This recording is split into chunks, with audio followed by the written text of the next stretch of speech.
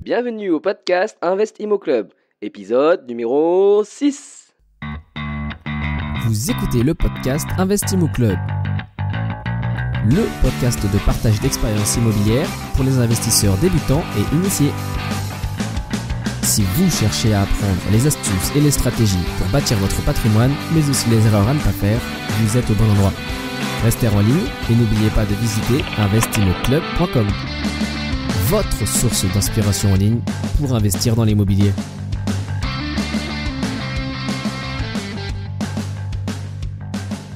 Bonjour à tous, comment allez-vous ? Je suis Bruno, votre serviteur pour ce podcast dédié à l'IMO. Merci d'être à l'écoute et merci pour votre confiance. Pour les nouveaux auditeurs, je répète le concept du podcast Invest Immo Club. À chaque épisode, nous essayons de découvrir ensemble l'histoire d'un particulier qui s'est déjà lancé dans l'investissement immobilier. Sans langue de bois, sans blabla, pour objectif de vous inspirer et de voir la multitude des stratégies existantes. Bien sûr, pour aller plus loin, vous pouvez trouver plein d'autres ressources plus utiles les unes que les autres sur le site investimmoclub.com et apprendre à bâtir votre patrimoine comme les meilleurs. Donc, dans cet épisode passionnant, nous partons à la rencontre de Julien, qui est investisseur, rénovateur ainsi que grand voyageur. Il vit et investit dans la région de Lyon. Vous allez découvrir notamment comment il a commencé à investir à 25 ans avec un statut d'intérimaire, pourquoi il n'aurait pas dû créer une SCI, sa méthode pour créer de la valeur en achetant des biens mis en demeure ou déclarés insalubres, et oui, son analyse rapide du marché lyonnais pour les auditeurs qui sont dans la région, ou encore comment il a bénéficié d'un support juridique illimité pour seulement 100 € par an. Vous pourrez par la suite aller retrouver toutes les références mentionnées dans l'épisode sur www.investimmoclub.com/épisode 6. Par ailleurs, avant de commencer, je voudrais juste m'excuser parce que je suis un peu enroué de la voix comme vous pouvez le constater. J'espère que ça va pas trop nuire à vos oreilles. Donc voilà, maintenant accueillons tout de suite notre invité. Bonjour Julien. Ouais, bienvenue au podcast Invest Immo Club. Ouais, merci. Donc on va discuter pendant 30-40 minutes de l'investissement immobilier et puis de ton parcours. Alors justement, pour commencer et pour que les auditeurs sachent un peu plus qui tu es, où est-ce que tu en es arrivé, est-ce que tu pourrais nous dire rapidement ton histoire, ton background et puis comment tu en es arrivé à ton premier investissement immobilier ? Oui, alors en fait, j'ai commencé l'immobilier en 2005. En 2005, j'ai fait mon premier achat immobilier en 2005 pour faire de l'investissement locatif. D'accord. J'étais électricien en intérim. Ok. J'étais en intérim souvent en déplacement, donc voilà. Donc du coup, je me suis dit, je vais acheter un petit bien sur Lyon, bien situé, qui se louera bien. Voilà, c'était le cas. Je l'ai mis en location meublée au micro-bic. T'avais quel âge sans indiscrétion à ce moment-là ? Je crois que j'avais 24 ans. D'accord, ok. Quelque chose comme ça, ouais.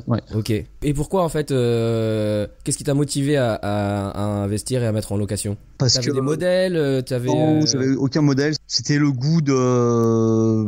À l'époque, quand on démarre, quand j'ai démarré l'immobilier, je me suis dit ça peut toujours me faire une rente plus tard, ça peut me faire pour la retraite, ça peut me faire, je sais pas tout ça, mais de toute façon, ce que je voyais, c'était que les loyers me comblaient mon prêt. Donc de toute façon, c'était une opération qui m'aurait pas coûté grand-chose, qui m'aurait apporté un appartement.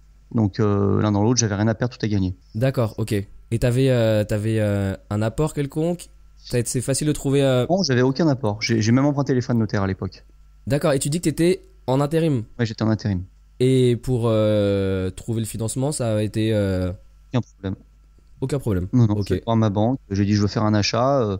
Ils me disent ok, pas de souci. Voilà, on vous prête même les frais de dossier. Je crois que maintenant ils sont devenus un peu plus frileux, mais à l'époque il y avait aucun souci. D'accord. Ok. Bah, ouais, effectivement, c'est une époque un peu plus facile parce que c'est vrai qu'aujourd'hui, j'ai l'impression, c'est le sacro-saint CDI pour avoir un prêt ou alors une stabilité si on est indépendant. Je pense pas forcément parce que à mon avis, tout le monde pense qu'il faut s'accrocher au CDI. Ouais. Voilà. Moi, je pense pas. Je pense qu'il faut avoir une stabilité bancaire.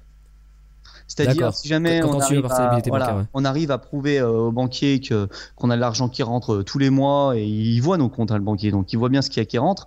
Et si on arrive à montrer ça, je veux dire, il est pas bête, il se dit ok, c'est un compte qui tourne bien, et pourquoi on lui prêterait pas, quoi. Donc je pense qu'il n'y a pas besoin forcément d'être en CDI.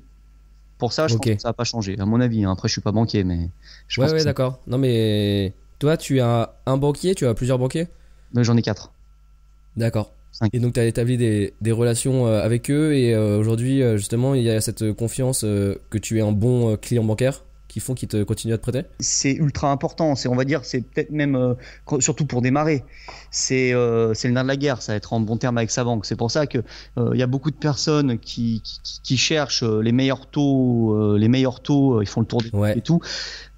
Concrètement, je suis opposé. Enfin pour mon cas, hein, je suis opposé à ça. Je le ferai jamais. Je le ferai jamais parce que je le fais souvent. Pour quelqu'un qui veut acheter uniquement sa résidence principale, il faut le faire. Forcément, il faut le faire parce que il est peut-être pas dans la logique, d'investissement du long terme. Voilà, c'est ça. Il le fait une fois et c'est fini. Donc effectivement, il faut gratter un maximum. Mais par contre, pour quelqu'un qui veut tout le temps, qui a besoin d'être accompagné par sa banque, qui a besoin c'est une logique d'entrepreneur en fait. Donc si on a besoin d'être accompagné, je pense qu'il faut être dans une relation de confiance avec sa banque et pas forcément chercher un taux pour gagner 0,2%. Concrètement, on va rien gagner dessus et on va perdre de la crédibilité. Pour moi, il faut avoir de la confiance avec sa banque ou avec ses banques. D'accord. D'accord.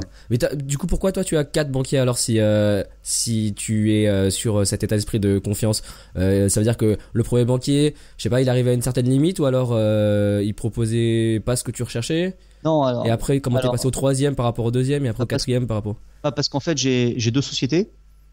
D'accord. Donc, j'ai déjà 2 banques. Là, pour pas les nommer, j'ai la Caixa Gérald et la Montepaschi qui gère mon activité de marchand de biens. Ok.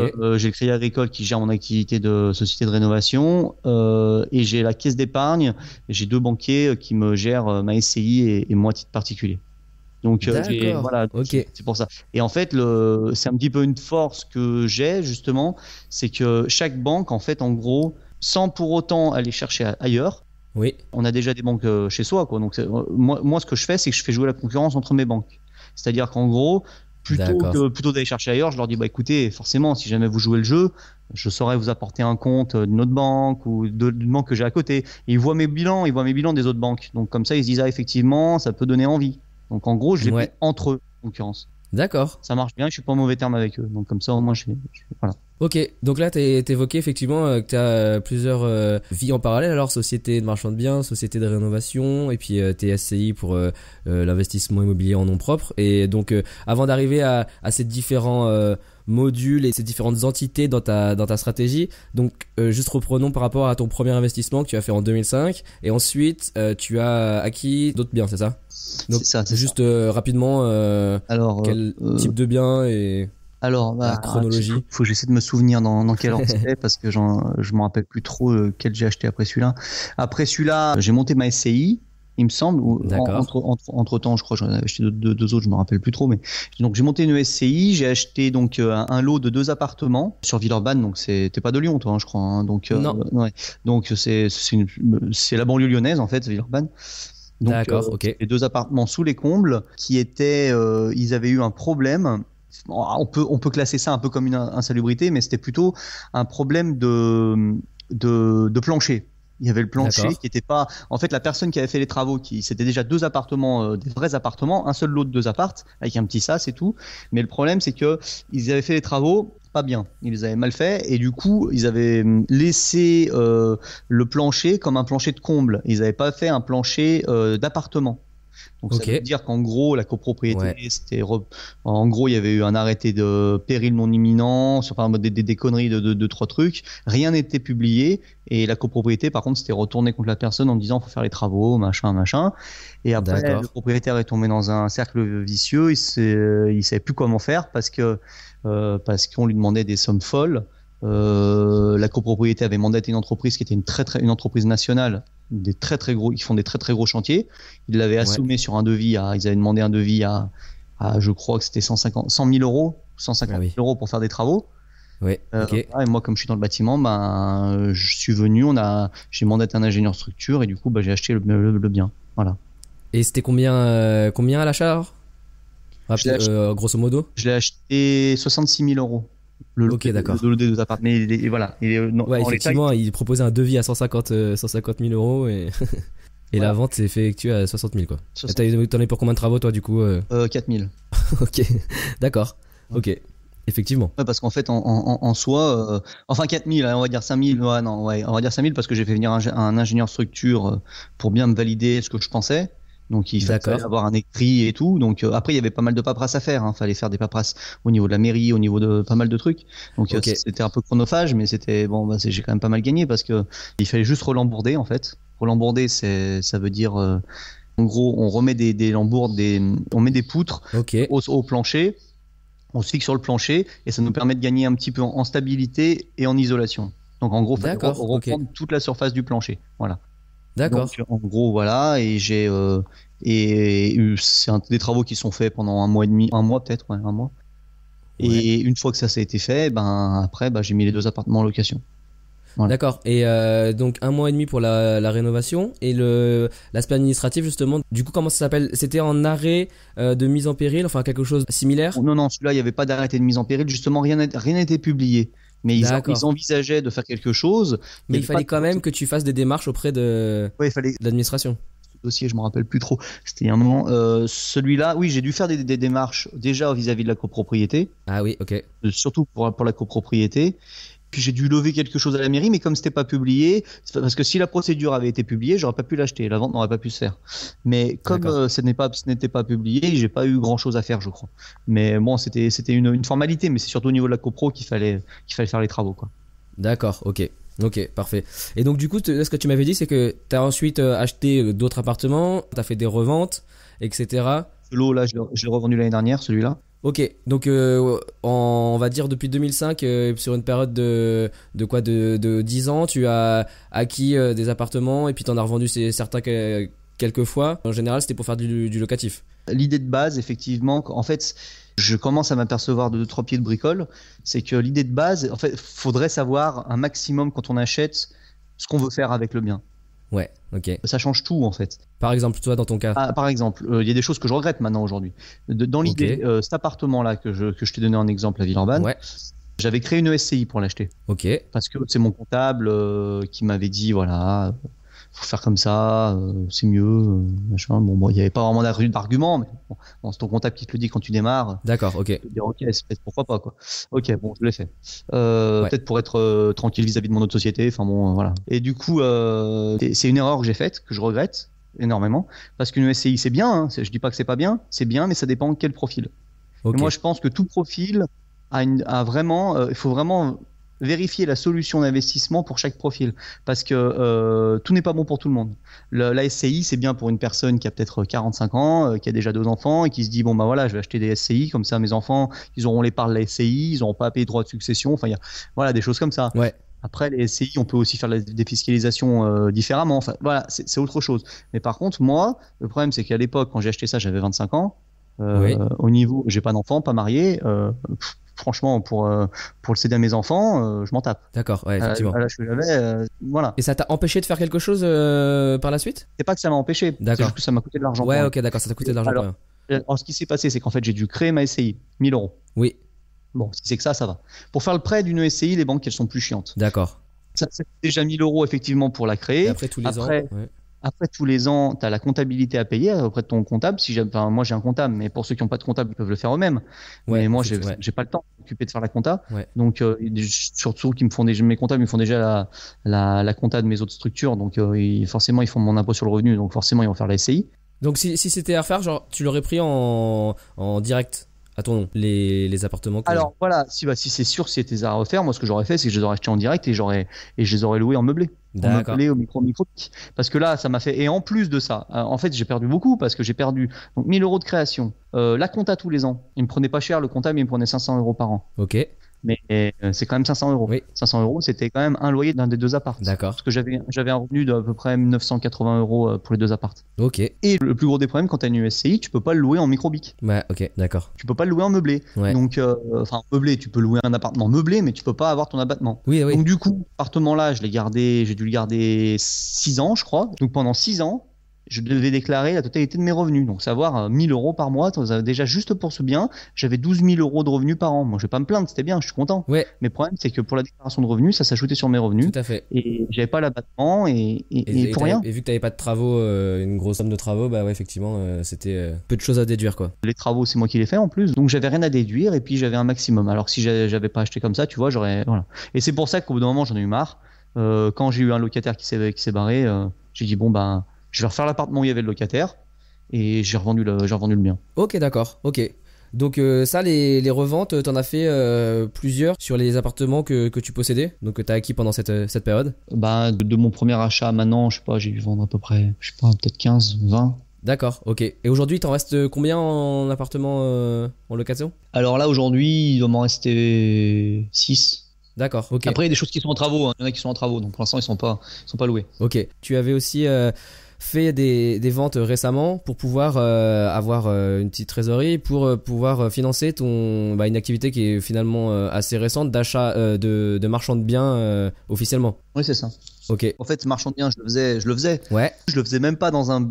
Enfin, quand tu achètes en marchand de biens, tu sais pourquoi tu achètes. Oui, tu voilà. achètes pour revendre. Oui, Et moi, quand j'achetais à l'époque, j'achetais pour louer. D'accord, effectivement. Après, au moment, je me dis, bon, bah voilà, je vais revendre. Mais je le faisais pas dans un but de. Quand j'achetais pas dans un but de revente. Ouais, exact. Et qu'est-ce qui a fait que justement que tu as changé de perception et qu'aujourd'hui tu t'es tourné plus vers le marchand de biens avec des opérations d'achat-revente que de l'achat-location? Parce qu'au fur et à mesure, j'ai pas mal de contacts maintenant dans l'immobilier.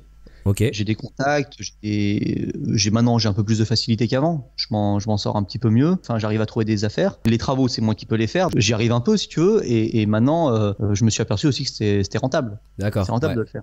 Donc, je le faisais avant à titre particulier, mais seulement on n'a pas le droit de le faire, Voilà, faire de multiples opérations avec une intention vraiment de. Ça, sinon t'as pas le droit de faire ça à but lucratif. Donc du coup j'ai dit bon bah on va pas s'embêter, je vais créer une nouvelle structure et puis voilà. Donc du coup j'ai créé une nouvelle structure de marchand et puis voilà quoi. Mais en gros les ventes que j'ai faites, je les ai faites à particulier jusqu'à il y a 1 an et demi à peu près. D'accord. Après j'ai créé ma boîte de marchand. Ok. Alors du coup je sais qu'il y a plusieurs stratégie de marchand de biens. En fait, toi tu m'avais parlé d'une stratégie sur justement, t'en parlais tout à l'heure, la recherche de biens mis en péril. Ouais, moi je recherche des biens insalubres, tout à fait. Ouais. Donc est-ce que tu peux nous expliquer déjà rapidement ce que c'est les biens insalubres et puis comment ça s'appelle, mise en péril d'un bien, c'est ça? Qui est-ce qui fait ça? Et puis après toi, comment tu... Imminent, des arrêtés de péril non imminents, il y a plein de choses en fait si tu veux. Ok, et qui est-ce qui prend ces décisions ça dépend. dans l'administration? Ça dépend tout dépend le problème de l'appartement. Ok, par exemple. Si jamais l'exemple de ta dernière acquisition sur un bien de ce type. J'en ai acquis plusieurs là en ce moment. Donc, par exemple, si jamais il y a un problème de dégâts des eaux, là j'ai vendu un bien il y a 3 semaines et je l'avais acheté. Il y a eu un gros dégât des eaux. Il avait le dégât des eaux. Enfin, il y avait un problème sur le règlement de copropriété. C'était que normalement les poutres porteuses en interétage sont partie commune, appartiennent à l'immeuble. D'accord? Et sur le règlement de copropriété, il y avait un gros problème, c'est que les poutres interétage appartiennent à l'appartement du dessus. Donc ça veut dire que c'est partie privée. D'accord, de l'appartement du dessus, ok. Et là, l'appartement que tu as acheté, c'est lequel? C'est celui qui était en dessous le dégât des eaux ou au-dessus du dégât des eaux? Ok, d'accord. Donc du coup, ce qui s'est passé, c'est qu'il y a eu un gros dégât des eaux, il a coulé.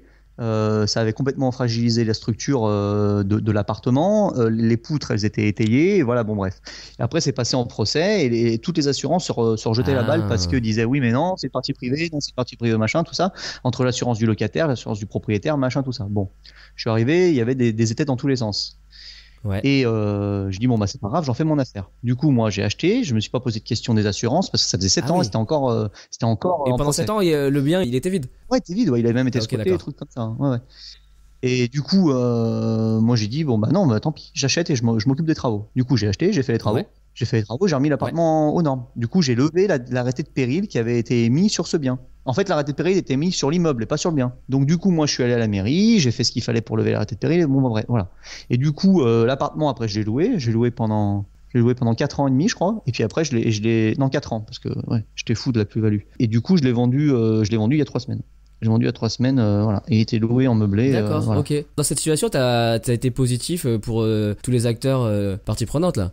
Aussi bien le locataire que le propriétaire que la copropriété de l'immeuble en entier quoi. Tu leur enlevé une épine du pied d'un problème qui durait depuis 7 ans. Ah bah oui, bien sûr. J'ai levé la tête de péril et puis j'ai amélioré la santé de l'immeuble, bien sûr. Hein. J'ai remis un immeuble ok, d'aplomb. d'accord.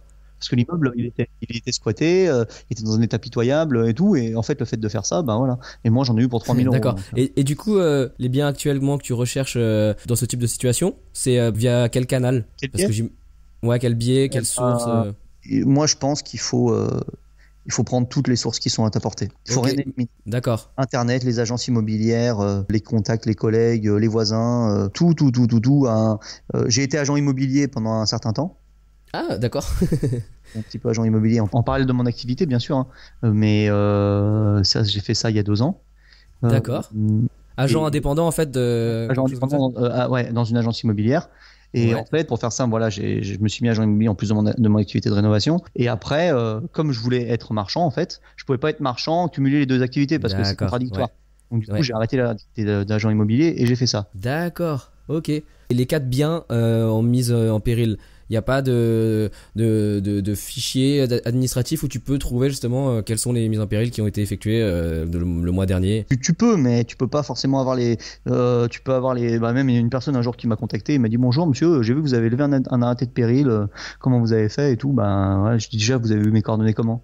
Si a priori on peut le savoir, mais ça c'est des fichiers internes à la ville de Lyon, et trucs comme ça à la ville. Oui, bah oui, j'imagine, oui. Ouais.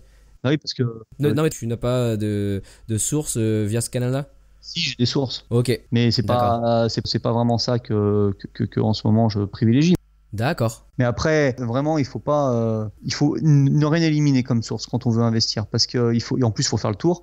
La seule source que j'éliminerais à 100%, c'est les lois de défiscalisation. Ok. À part ça, tout est bien, tout est bon à prendre. D'accord. J'ai fait des très bonnes affaires avec les agents immobiliers. Donc c'est pas parce qu'ils prennent leur com, faut pas cracher sur les agents. Si tout le monde est content. Voilà, ouais, tout à fait. Mais alors justement, ça me fait rebondir. Qu'est-ce qui t'a motivé à faire une activité d'agent immobilier pendant quelques temps, il y a 2 ans là? La plus grosse motivation, c'est une création de contact. D'accord. C'est ça la plus grosse motivation. Et puis après, concrètement, moi, c'était pas beaucoup de boulot pour moi. J'allais jamais à l'agence. J'ai rencontré des personnes à l'agence, tu vois. J'ai pas rentré beaucoup de biens, j'en ai rentré 4. Ou 3. D'accord. Combien? 3 ou 4, je sais plus. Mais bon, bref, j'ai rentré 3 ou 4 biens, je les ai vendus. Bon, bah, bref, voilà, je me suis fait une petite com, ça m'a payé mes impôts, voilà, c'est tout. Mais au moins, ça m'a permis de faire des contacts. D'accord. Ouais, c'est super intéressant comme. Je suis resté même pas une année, je crois, complète. Et du coup, après, je suis rentré dans le réseau. Le fait d'être rentré dans le réseau, la personne du réseau, elle m'a trouvé un appartement inhabitable. D'accord. Pas la même chose que pas du. Tu vois ce que je t'ai dit avant pour l'appartement qui est le dégât des eaux, ça c'était un arrêté de péril. D'accord. C'est pas la même chose qu'un problème de décence. Il y a plein de problèmes différents en fait. C'est pas les mêmes organismes qui les gèrent. Là, c'était l'hygiène. C'était plus la partie travaux, c'est la partie hygiène. D'accord, oui, effectivement. Donc, du coup, elle m'a trouvé un appartement à acheter. Je l'ai acheté. Je n'étais plus agent immobilier, mais je suis toujours en contact avec eux. Maintenant, je suis marchand de biens. Donc, du coup, je leur ai acheté en marchand de biens. Et en partant de là, du coup, j'ai réussi à en acheter 3 autres dans l'immeuble. D'accord, ok. Donc, finalement, tu vois, la prise de contact de l'agence immobilière, ça m'a rapporté un petit peu d'argent. Ça m'a payé, en gros, la com, elle m'a payé, elle m'a explosé un peu mes impôts. Mais au moins, ça m'a pas payé mes impôts. Voilà. Et puis ça m'a pas pris beaucoup de temps parce que j'ai fait les ventes assez rapidement. Donc. Ok, d'accord. C'était dans une agence d'un réseau national? Ouais, c'est un réseau lyonnais. Je sais pas si tu veux dire le nom ou si tu préfères pas dire. Mais... Non, je préfère pas le dire. Ok, d'accord. C'est un réseau lyonnais, donc quelque chose d'un peu local. Ok. Ouais, local, mais il commence à se développer un peu, ouais. D'accord. Ok. Et donc, alors à ce moment-là, tu faisais un peu d'agent immobilier, tu faisais ton entreprise de rénovation et c'est ça aujourd'hui, rénovation, ça te prend combien de temps aujourd'hui cette activité d'entreprise de rénovation? Bah si, c'est quand même mon activité principale. C'est ton activité principale, ok, d'accord. Ok. Et donc, effectivement, c'est quand même un avantage certain d'avoir cette activité-là pour faire tes investissements depuis le départ. Bah oui, moi j'ai commencé dans le bâtiment. J'ai juste un BEP CAP électrotechnique. Ouais. Moi j'ai commencé en tant qu'électricien. C'est sûr que si j'avais pas ça, bah effectivement, immobilier, je serais peut-être pas allé aussi facilement parce que tu as une approche technique que tout le monde n'a pas quand tu es dans le bâtiment. Pour moi, le bâtiment et l'immobilier, c'est forcément lié. Hein. C'est pas, je comprends pas les personnes qui sont dans le bâtiment qui ne font pas d'immobilier. Alors voilà, c'est ce que j'allais te poser comme question exactement. Et tu vois beaucoup de personnes dans le milieu du bâtiment, de la rénovation, qui font de l'investissement? Bah, bien sûr, il y en a, mais après, pareil, il faut avoir une mentalité pour. Hein. Ouais, ok. Il faut avoir une mentalité pour. C'est pas parce que tu es dans le bâtiment que tu vas le faire, mais en même temps, je pense, enfin, il faut le faire. Quoi. Quand tu es dans le bâtiment, tu es obligé parce que tu as vraiment une approche différente. Oui. Une approche différente qui est quand même plus technique et c'était plus facile pour toi de voir certaines choses que des personnes ne peuvent pas voir. Et puis en plus, tu peux faire aussi des choses toi-même qui te coûteront beaucoup moins cher. Ouais, c'est vrai. Juste tout simplement la partie électrique, tu refais un appartement de 50 mètres carrés pour un particulier, ça peut-être lui coûter 7 000 euros et toi, ben voilà, c'est fait en une semaine. Ouais, tout à fait. Forcément, tu t'en sors mieux, quoi. Ouais, pour le coup, moi je trouve que c'est vraiment l'aspect travaux, rénovation qui apporte le plus de création de valeur dans l'immobilier. Bon après, c'est la première étape. Après, il faut, si on fait du locatif, il faut bien gérer l'aspect gestion des locataires, etc. Mais ça crée pas beaucoup de valeur. Au final, c'est vraiment la rénovation qui est l'élément. Ouais, c'est ça. Je veux dire, qui fait que tu peux avoir un patrimoine qui grossit assez rapidement, assez conséquemment en faisant les travaux, quoi. Ouais, tout à fait. Donc, tu disais que tu étais sur la région lyonnaise. Pour une personne rapidement qui débute dans l'immobilier, qui serait dans cette région-là, est-ce que tu as des suggestions, des recommandations? Quels sont s'il y a des quartiers que toi tu préfères? Moi, ce que je fais Villeurbanne et Lyon. Ok. Je vais attaquer Grenoble, peut-être Bron. Mais moi, aujourd'hui, je fais surtout Villeurbanne et Bron. Je dis ça, mais j'ai acheté à Caluire. Oui, Caluire, c'est pas mal aussi, mais pour l'investissement, je suis très Villeurbanne parce que Villeurbanne, c'est pas cher du tout. D'accord. En même temps, c'est peut-être un hasard, mais c'est là où j'ai réussi à trouver des bons coups. Ok. Et dans Villeurbanne, il y a des coins à éviter? Oui, bien sûr. Oui, bien sûr. Il y a des. Après, il faut connaître Lyon. Hein. Tu peux pas venir de Paris et dire voilà, je vais acheter à Villeurbanne parce que si tu connais pas, tu connais pas. Ouais, bien sûr. Et rapidement pour des gens qui seraient sur la région, des coins à éviter, tu te déconseillerais quel? Villeurbanne, faut plutôt parler des coins à prendre plutôt que des coins à éviter parce que il y a plus de coins à éviter que de coins à prendre. D'accord. En fait, c'est simple. Villeurbanne, ça va de tout ce qui est aux alentours de la fac, qui est pas mal. La Doua, la liaison qui est sur le métro. Donc, faut prendre tout ce qui est Charpennes, République jusqu'à Gratte-Ciel. C'est très bien. Ça se loue aussi bien qu'à Lyon, quoi. D'accord. Et du coup, la population justement de locataires qui a, tu dis à côté du campus, donc ça doit être des étudiants? Ouais, mais c'est que des étudiants. Hein. Là, j'ai une locataire, justement, j'ai un appartement là-bas et elle part le mois d'août et puis il va directement être loué là. Ça se loue en 2-2. Ok, d'accord. Et pour revenir ton activité de marchand de biens aujourd'hui, là où tu mets le plus d'efforts et de temps, c'est quoi? C'est dans la recherche de biens, dans la rénovation ou dans la revente? Par exemple, justement, je sais pas comment ça marche l'aspect revente. En fait, ça va quand même être quelque chose de... Enfin, c'est ce qui fait que tu vas aussi réussir ton opération, de faire le plus court possible à la revente pour maximiser les profits. Justement, là en ce moment, j'ai un problème. D'accord. J'ai un problème, c'est que j'ai beaucoup acheté. Oui. Enfin, j'ai beaucoup acheté, non, je sais pas. J'ai mis des annonces, j'ai mis des appartements à vendre que j'ai transformés. Donc du coup, j'ai fait un changement de destination, donc j'ai mis la vente en route. Mais par contre, j'en ai un autre. Je dois faire une division de mon appartement. J'ai acheté un 42 mètres carrés à Caluire. Je vais le diviser. Oui. Et le problème, c'est que j'arrive pas à trouver un moment pour faire les travaux. Ok. Ça, c'est chiant, ça. Donc t'arrives pas avec ta propre entreprise, c'est ça, trouver le moment pour... Oui, parce que j'ai beaucoup de travail. D'accord. Ah oui, effectivement. Donc, ouais, ça c'est un souci, c'est que j'arrive pas à faire travailler ma propre boîte, parce que j'ai beaucoup de boulot. Du coup, je l'ai acheté l'appartement il y a un mois et demi, et j'arrive pas à... On a juste fait la démol là, et j'arrive pas à trouver... Mes gars, ils sont tellement pris que j'arrive pas à les mettre sur le chantier, quoi. D'accord, ok, effectivement. T'as pas moyen de faire affaire à une autre société, puis je sais pas, de convenir d'un arrangement Non, l'intérêt justement, c'est de faire bosser mon autre boîte. Si jamais je dépense de l'argent d'une boîte, c'est pour la mettre dans l'autre, okay. C'est pas pour payer quelqu'un. Mais là, du coup, pendant le temps que tu détiens un appartement, enfin un bien dans une opération d'achat-revente, le temps que tu mets entre l'achat et la revente, justement, ça a un impact financier quelconque? Enfin, est-ce que plus c'est long, plus ça te coûte et si c'est le cas, quels sont les coûts en fait? Non, je sais pas. Moi, j'ai toujours acheté pour l'instant en marchand. J'ai toujours acheté en fonds propres. D'accord, ok. Donc t'as pas de soucis d'intérêt qui courent, etc. Pour l'instant, j'ai toujours acheté en fonds propres. C'est juste que ça mobilise en fait, ça mobilise de la trésorerie. Ouais, c'est ça. Là, aujourd'hui en vente, du coup, j'ai 3 appartes plus les 2 que je dois diviser où je vais faire les travaux. Donc ça va faire 5 appartes. Les 3 appartes, j'arrive pas trop à les vendre. Et je vais baisser les prix. Tu fais la vente en direct par toi-même? Ouais, dans ce cas-là, tu fais pas appel à des agents immobiliers justement? Si, c'est soit la vente en direct. Enfin non, généralement ce que je fais, c'est que je fais la vente en direct plus une agence. Donc après je sélectionne parmi mon réseau. D'accord. En gros, l'agence, comme ça, grâce à l'agence, il y a le contact de l'agence, plus eux, ils peuvent passer par se loger. Et moi, comme ça, j'utilise le bon coin et puis mes contacts. D'accord, très bien. Ok. Mais voilà, là, cette année, c'est un peu chiant parce qu'effectivement, il faut que j'arrive à me trouver un petit moment pour. J'ai besoin de pas grand chose, j'ai besoin d'un mois pour finir mes 2 apparts. Bon, et j'y arrive. on va dire que c'est un problème positif pour ton activité. Bah oui et non, puisque cette année j'ai acheté. Oui. Mais du coup, si je fais pas de vente en décembre, ce sera pas un problème positif, ce sera un problème négatif parce que je vais être en déficit total. Ah, d'accord. Ok. Une boîte de marchand de biens, c'est une société. Hein. C'est une société, je suis en EURL. Oui. Donc à la fin de l'année, tu as un bilan, tu es à l'IS, et voilà. Après, il faut calculer la santé de ton entreprise, quoi. Donc si jamais j'ai pas fait de vente, ben je vais être déficitaire et j'aime pas être déficitaire. Oui. D'accord. Mais parce qu'au final, ce n'est qu'une vente qui est reportée. Je veux dire, tu n'as pas perdu. Bien sûr, tu as des produits en cours. C'est des produits en cours que tu as. Voilà. C'est des ventes en cours. T'as pas perdu de la valeur et au final, l'avantage du déficit, c'est que tu vas pas payer d'impôts sur la société du coup aussi.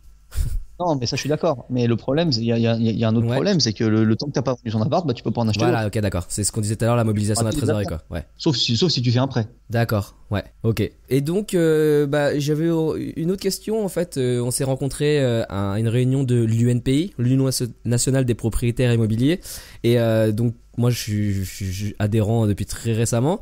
Toi, tu y es adhérent depuis un peu plus longtemps. Et du coup, est-ce que tu pourrais expliquer aux éditeurs ce que c'est l'UNPI et puis comment toi tu en bénéficies? Ce que c'est, c'est je sais pas si c'est une association ou quoi. Enfin, c'est une association. Ouais, c'est ça. Je pense que c'est une asso. Ouais.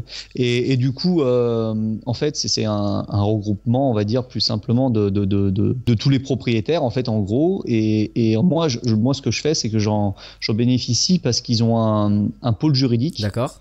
Et ils ont des juristes en fait. Et moi, comme j'ai pas mal de problèmes juridiques, je les appelle. Je paye mon adhésion à l'année. Ça me coûte 100 € à l'année. D'accord.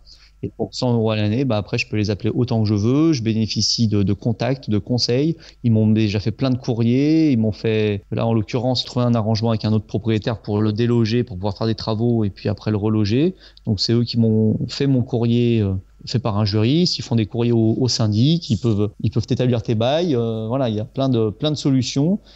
Et vraiment, quand tu as des problèmes ou quoi que ce soit, ou même juste des questions, des interrogations, ils peuvent t'aider. En plus, je reçois la revue de l'UNPI. Voilà. Et sincèrement, vu le prix que ça coûte, 100 € par an, c'est vraiment pas cher payé. T'as des services de juriste en illimité. Je sais pas comment ça coûte. Par ailleurs, un juriste prestation, j'imagine que ça doit être un peu à l'heure, comme les avocats. 100 €, c'est clair que. Et en plus, eux, ils ont rien à gagner. Ouais.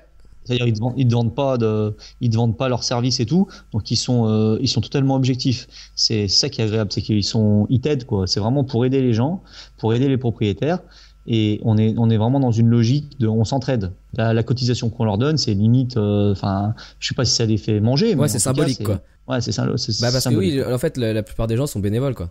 Enfin, même la totalité des gens dans l'association. Et donc, en fait, juste pour expliquer aux gens qui nous écoutent, l'UNPI, c'est un mouvement national, mais qui est divisé, en fait, en chapitres locaux. Donc, ville par ville. Je sais pas, il doit peut-être en avoir entre 30 et 50 dans la France. Donc, regardez, dans une ville à côté de chez vous, les grandes villes, il y a sûrement un chapitre de l'UNPI. Des fois, ça s'appelle syndicat des propriétaires, quelque chose comme ça. Je sais pas à Lyon comment ça s'appelle exactement. Ouais, le syndicat des propriétaires, c'est les deux noms. Ok. UNPI, syndicat.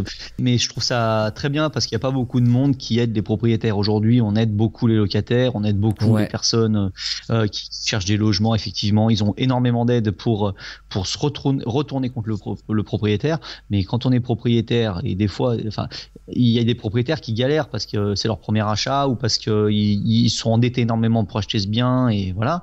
Et dès qu'il y a un impayé, on sait plus quoi faire. Donc moi je pense qu'il faut vraiment, si on veut démarrer dans l'immobilier, il faut vraiment être encadré quand même. Ouais, c'est vrai. Quand même, bien être renseigné et avoir pris des assurances, avoir pris un bon garant, avoir pris tout ce qu'il faut pour au cas où. Parce que si jamais on ne prend pas ne serait-ce qu'une assurance de PNO, ça va faire propriétaire non occupant. Ouais, effectivement. Parfait. Du coup, on va se diriger vers la fin de l'interview. C'est l'heure de passer aux questions de comptoir. Donc ouais, maintenant Julien, on va passer aux 4 questions. La première, est-ce qu'il y a un livre immobilier ou business que tu recommandes souvent ? Bah, je lis Capital et puis je lis la revue l'UNPI. Elle est très complète. Elle est très complète et elle est suffisante par rapport aux nouvelles lois, aux nouvelles réglementations, aux nouveaux problèmes dans l'immobilier. Elle est pas mal. Ok, la revue UNPI, donc il faut trouver sur internet UNPI et on peut prendre la revue tout court ou alors la revue plus l'abonnement à l'association. Donc, deuxième question, on dit souvent que c'est en se trompant qu'on apprend. Toi, est-ce qu'il y a une erreur majeure que tu as faite qui t'a vraiment appris quelque chose et que tu souhaiterais partager avec les auditeurs ? Pour moi, mon erreur majeure, c'est la SCI que j'ai créée. Ok. C'est pas une grosse erreur, ça m'a pas fait non plus énormément de mal, parce que je m'en suis quand même sorti gagnant. Vu ma logique d'investissement, c'est pas du tout quelque chose qui me correspondait. Donc je pense qu'il faut vraiment faire attention ça aurait pu être beaucoup plus grave si j'avais fait quelque chose qui m'allait pas du tout. Il faut étudier notre projet à chaque fois.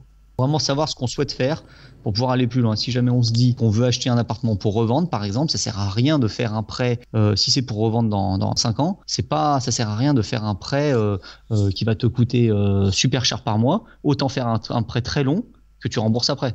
Parce que du coup, il t'aura rien coûté ton prêt. Plutôt que de faire un prêt plus court, il n'y a pas d'intérêt, quoi. Ouais, ok, ouais, c'est un bon conseil. Des petites choses comme ça. Mais après, surtout, comme conseil, ce que je souhaite dire, c'est que il faut surtout faire ce qu'on veut faire. Il faut écouter les gens, faut se faire encadrer, faut prendre des conseils, mais faut rester quand même dans son idée. Parce que d'accord, au début, si j'avais écouté les banquiers, j'aurais jamais commencé à investir, parce que le problème, c'est que les banquiers, ils te disent un truc. Quand tu veux commencer ton immobilier, moi à l'époque, quand j'ai acheté, j'étais locataire. Oui. J'étais intérim et locataire. Oui. Et je suis allé voir les banquiers, ils m'ont tous dit, mais monsieur, vous faites les choses à l'envers là. Il faut d'abord acheter votre résidence principale. Et le problème, va acheter ta résidence principale. Quand tu veux t'acheter une résidence principale, forcément, soit voilà, t'es bloqué. Si jamais t'es avec ta copine, ta résidence principale, ça va pas être un 20 mètres carrés, donc tu vas forcément t'acheter minimum un 60 mètres carrés. Donc 60 mètres carrés à Lyon, t'en as pour plus de 200 000 euros. Tu fais comment après pour investir?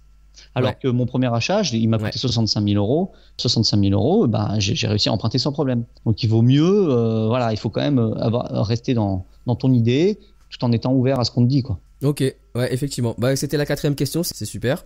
Et la 3e est, à part l'immobilier, est-ce que t'as des loisirs aujourd'hui que tu pratiques régulièrement? Oui. J'aime bien courir. J'aime bien la musique. Je fais de la clarinette et de la batterie. Ok. Et puis les voyages surtout. Là, je reviens de 4 mois de voyage. 4 mois de voyage? Ouais, c'est ça. T'as été où J'ai fait un tour de l'Asie. Je suis allé au Népal. Après, j'ai fait l'Inde et puis le Sri Lanka et les Maldives. J'ai descendu l'Asie. D'accord. Ah oui, effectivement. Et comment tu as fait avec avec tes multiples activités justement pendant ces 4 mois? Ma copine, elle a pris des congés sans solde et puis moi, mes salariés continuent à faire tourner la boîte. La boîte de marchand de biens, j'ai vendu un appartement pendant que j'étais pas là et j'en ai acheté un quand j'étais pas là. D'accord. Mais du coup, t'as quelqu'un qui sur cette activité qui t'épaule? Enfin, t'as un associé? Non, j'ai pas d'associé, je suis tout seul. En marchand de biens, je suis rien. Enfin, à part ces 2 achats, il s'est rien passé pendant que j'étais pas là, puisque c'est pas grave. Je veux dire, t'achètes pas. Non, mais comment t'as acheté pendant que t'étais pas là? Genre au niveau pour les visiter, la signature, bien, j'ai appelé un pote. Il avait visité mon bien. Sinon, j'ai fait une procuration chez le notaire pour acheter. Avant de partir? Non, il me les a envoyés par mail et en Inde, j'ai contresigné et envoyé ma procuration et après je l'ai envoyé par courrier. D'accord, ok, voilà. Par mail. Ouais, par mail. Par mail, mais après il faut l'original, donc du coup je l'ai envoyé par courrier. Par courrier, ok. Ouais. Par contre, pour l'activité de rénovation, là forcément j'avais mes salariés. En gros, ils ont un peu fait tourner la boîte quand j'étais pas là. Ok, d'accord. Ah, c'est excellent que tu as réussi à caler ça et donc tu envisages de faire ça encore de nombreuses fois. On va se calmer un petit peu. Si j'y arrive forcément, c'est vrai que je le conseille à tout le monde. Ça, quand tu bosses beaucoup, ça fait faire un bon break dans ta tête, donc c'est bien de repartir sur de bonnes bases. Mais après, peut-être pas non plus s'enflammer et faire ça toutes les années, hein. Tu peux peut-être pas. Hein. Ouais, non mais en plus j'imagine avec les multiples activités que tu as, ça doit prendre du temps et faire un bon break, c'est clair qu'il n'y a rien de mieux. Ok, écoute, merci beaucoup Julien pour ton temps, pour ces 40 minutes ensemble et puis avoir expliqué un petit peu ton histoire et tes expériences. Ouais, je t'en prie, pas de soucis, si t'as besoin d'autres choses, tu peux me rappeler. Ok, merci beaucoup. À plus, ciao. À plus. Bye.